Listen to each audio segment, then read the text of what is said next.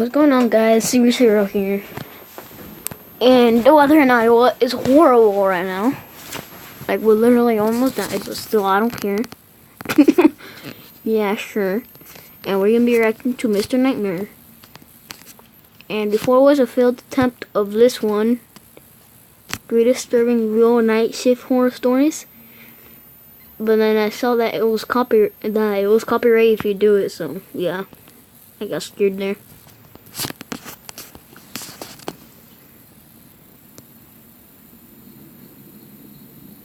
So credit to Mr. Nightmare, okay? Credit all to him, okay? I'm just gonna sit in the corner now. Up until the age of 12 in 2010, my parents always insisted I have a babysitter. I guess my being an only child had a lot to do with it. Okay. It might have gone on longer, but something happened with the last babysitter I ever had. He was 18 years old. His name was James. It was the second time he was watching me overnight. Okay. Looking back now, I can see him as a really awkward, creepy kid. He didn't really say much, but he apparently Oh my gosh. personal space was. So anyway, I was watching my favorite TV show in the living room, and James came down from the room he was supposed to sleep in. He came into the living room and just sat down on the couch behind me. He didn't say anything or make any noise after that. So naturally, I eventually turned around to see him looking at me. It was weird. I don't remember if I found it creepy or not, but I do remember laughing shyly. Then he broke the silence between us and asked me if I wanted to play a video game. I wasn't really into video games. That was more of a boy thing, but I said yes anyway. He went upstairs to my dad's room and grabbed his Xbox 360. It was weird that he even knew that was there, but nevertheless I didn't ask anything. Maybe my dad told him about it. James went about setting up the Xbox in the living room, and he put on what I think was Halo 2. I wasn't much of a gamer, and it became obvious quickly since he killed me like 10 times in a row. James decided to take it upon himself to get up and show me how to play better. Okay. He grabbed both my hands and tried to mimic the controls so that I could get a feel for what buttons did what. But the way he was standing so close, it made me a bit uneasy. What the His body was literally leaning against mine, as his hands held mine while I held the controller. This went on for some time before I shyly said, I don't like this game, and wanted to stop. So cringy though.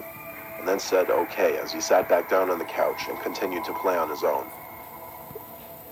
I went upstairs to my room to watch TV, and at some point I fell asleep with the TV on. I know because I woke up to the glaring light of the TV in my dark room. As soon as I sat up, the springs in my mattress made a crunching noise. But underneath that sound, I could swear I heard a shuffling noise come from somewhere in my room. I wanted to call for James because I was scared, but I didn't want to make too much noise. All I did was look around my room as I sat up in my bed, afraid I was going to find someone. Then my eyes stopped at the closet door, which was half open. I squinted my eyes to see better, but when a white screen came up on the TV, it gave off enough light to reveal James standing in my closet. Oh my gosh. I let out a noticeable gasp once he noticed. He came out slowly, going, shh, shh, it's okay, with his arms out.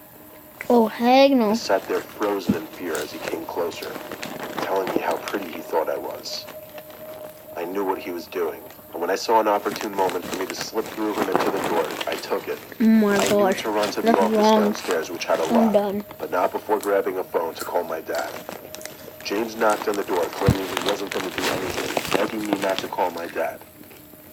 My dad was, of course, furious on the phone and told me to stay where I was, and he'd be home in an hour. But by then, James left. It didn't matter, though, because my parents had his parents' information, and they called the police promptly, who I explained what happened to. James was arrested on some kind of charge for sexual misconduct with a minor, or something like that. Ever since that day, Oh my god, that's to be alone disgusting without a and weird. babysitter. And it's weird, but I still think about James at least once every other day.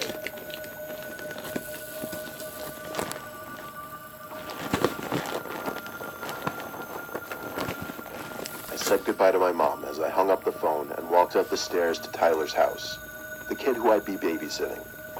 I greeted his mom at the door, who was in a hurry. She told me everything over the phone so that she'd be able to leave as soon as I got there. Okay. She hurried into the cab at a run and headed off to the airport. Tyler was 5 years old and had autism, so I knew watching him was going to be a bit of a challenge. At first, I had to get myself accustomed to Tyler's behavior and ways of interacting, but I got used to it and learned to accommodate him. I would hear him talking to himself a lot in different rooms. Usually I'd assume he was playing. Sometimes it seemed like he was literally just talking to himself. I'd be watching Tyler for the whole weekend. For kids don't have The first night, I woke up to Tyler's laughing outside of the room I was sleeping in. I was confused. I'm done. when I swear, I'm done. Me too. I had closed it. I went to see where Tyler was. His laughs were coming from his room. A crack in the wood floor made his laughter suddenly stop, and then the light from his room suddenly went dark, and I heard him jump into bed. I wasn't even halfway across the hallway yet. I still called out to Tyler to stay in bed. Then I went back to sleep. The next day I asked him what he was doing. I couldn't get much more of a response out of him than, I don't remember. For the rest of the day, I tried to play games and watch TV with him. He seemed more interested in playing in his room upstairs, though, so I let him be and watch TV myself. Basically until the sun went down, minus making dinner and other smaller chores. Eventually the time came for bed, and I tucked Tyler in, making sure to tell him to stay in his bed this time. No, I won't. I went to sleep no more than an hour later. Once again, I was woken up by a noise. It was a giggling noise. Then I heard whispering. Go fix It had that. to be Put it Tyler. back on here.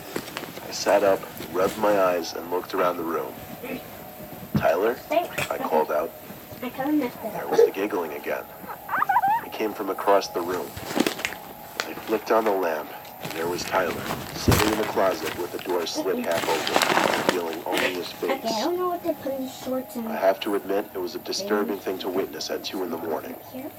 The shade and angle of the light hitting his face made the sight even more disturbing. I got up and went over to him to pull him out of the closet. I was upset with him and let him know it. Sure. So I'm back because of my sister. His response was unsettling. He said Tony told him to. I asked him who Tony was. He said it was the man in the closet he was talking to. Oh my. I skipped a beat as he said this. I'm done. Still, I knew it was just his wild imagination going off again. I told him to stay in bed for real this time, or there would be consequences. I went back to my guest room and shut the door. As I laid in bed, I thought about what Tyler said, about the man in the closet. Why would he say that? I lay on my side and for the longest time tried my best to clear my head and just go to sleep. But there was a sudden sound of something hitting the closet door, almost like a knee or something. It was definitely not the sound of an object falling or hitting the door. I called out Tyler's name, hoping it was just him playing games again. No answers. So now I called out Tyler louder, loud enough for him to hear me across the hall and in his room. He called back yes down the hall. At that moment, I basically jumped out of bed and ran to Tyler's room to get him out of his bed. I carried him to a bathroom where we hid while I called the cops. I stayed on the line with the 911 operator, only whispering occasionally that we were still okay to the operator, until the cops finally banged on the door downstairs. I heard them open the front door, which was weird. It should have been locked. They shouted police, to which I responded to by running with Tyler in my arms to the living room. The rest of the story is history. The intruder in the closet who was talking to Tyler walked out the front door. And by the next day, that was the end of me and that family. I don't know whatever happened after that, but I hope that whoever was in that closet never returned to that house.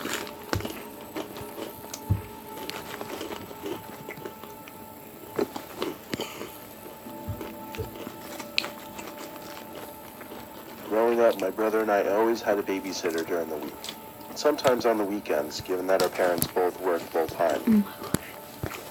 I was around 10 years old when my little brother and I needed to be babysat on a Saturday night because my dad was working the night shift and my mom was in Italy. I'll refer to my brother as T. The man who'd be babysitting us, who was named Keith, by the way, actually knew my dad from work. And when my dad mentioned he had no one to watch us, Keith jumped into the conversation and volunteered to watch us. Okay. He didn't know Keith very well, apart from saying hi once in a while to him at work. But apparently he knew him enough to trust him with us. It was 6 p.m., already dark out. Our dad walked up to Keith's front door with us and rang the bell. Right from the get-go, Keith seemed super friendly. A little overly friendly, always smiling no matter what he said. He and my dad talked for a while after introducing us. Keith seemed to be really nice because he kept trying to talk to T and I. When our dad left, Keith showed us around the house. T and I sat on the couch in the living room. I was excited to see a GameCube. Keith stood by the doorway with a big smile on his face and his hands on his hips as he watched me getting all excited and hooking up the GameCube. While I played some Sonic game, Keith told T to come with him. He had some games and toys for him upstairs. They were up there for a while, and eventually I got bored of the game. I left the GameCube on, but I went upstairs to see what they were doing. The upstairs was pretty big. There was a wide hallway with a bunch of open doors, but there was one closed door. I figured they must be in there, so I opened the door to find a dark room lit up only by a computer screen. I walked over to the computer to see 2 camera screens on there. One of an empty room with a lamp on, the other with a room with T and Keith sitting on the floor playing with toys. I watched for a little bit and grew uncomfortable as I saw Keith inappropriately touching T, like rubbing his shoulder really slow-like. Oh, hang And no. I noticed Keith stop moving. Okay, I'm done. And just look at my brother with a smile on his face. T looked back at him. I'm sure he was so confused. They just looked at each other for so long. I could see Keith's mouth moving, so he must have been saying something. I clicked around on the screen to see if I could zoom in or get some kind of sound, and the scroller on the mouse did actually zoom the screen in. But as I did this, Keith's smile vanished and he looked up at the camera with terrifyingly wide eyes. I felt like he was looking at me. I hurriedly left the room and shut the door, casually walking down the hall calling T's name. Keith came storming out of the room down the hall and looked at me with a face a hell of a lot creepier than his smile. He asked in a firm, deep voice if I went into his room. My heart was racing as I said no. I could even feel the shake in my voice. He stormed down the hall and opened his bedroom door with a certain aggression. I ran to the room T was in and I told him we should leave. He responded saying, "He's creepy." That was the icing on the cake. I told him to follow me as I grabbed him by the arm. As we were heading down the stairs, we heard Keith scream, "Yes, you did." It came from his bedroom. Then he screamed that I went through his closet too, which I did not. We ran for it. He screamed something else as we ran through the front door to the outside. I slammed his front door shut and we ran down the sidewalk until we couldn't see his house anymore. The man was completely insane. Even my 6-year-old brother got bad vibes from him. I asked him if Keith touched him anywhere besides his shoulder. He didn't say anything though. All he did was shrug his shoulders in response. I was afraid to think about what that meant. We were luckily near a friend's house, so we rang the bell and asked my friend's mom to use their phone. I called my dad and told him the situation. Okay. My friend's mom ended up letting us stay there for the night after learning of what just happened. My dad called the cops and reported Keith to his boss. Nothing happened to Keith legally, but my dad had a good relationship with his boss and he managed to get Keith fired. Done. Okay. That's it. What she said. Okay. I don't know what to do next. Play again? Nah. Okay, I think this is gonna be it. So, bye. Yeah, bye.